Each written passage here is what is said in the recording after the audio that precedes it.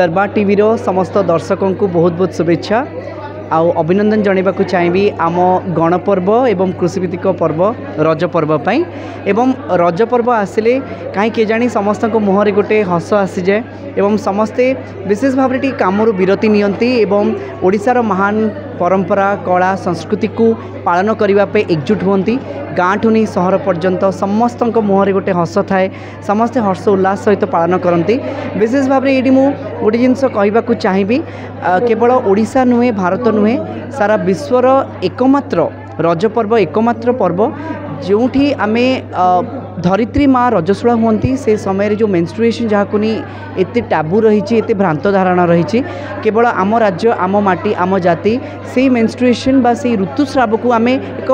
पर्व भाव में पालन करछु या ठारू आ बड़ कथा कौन बा होई परिबो तेणु से विश्व को जनईदेवा जे आम महान परंपरा केते महान अच्छी एवं जो महिला मानू यही समाज बेले बेले ऋतुस्राव अवहेला करदिए से जनईदेवा दरकार जे ऋतुस्राव केवल एक शारीरिक प्रक्रिया यह साधारण प्रक्रिया एवं ताहाकू आम एक पर्व भाव में पालन करवा एवं समस्ते भाईचारा सहित रज पर्व को पालन करूँ समस्त मध्य से उत्साह रहू भाईचारा रहू समस्ते भलरे रहिले ये दुनिया मध्य भलरे रहिबो समस्त को बहुत बहुत शुभेच्छा अभिनंदन रज पर्वर।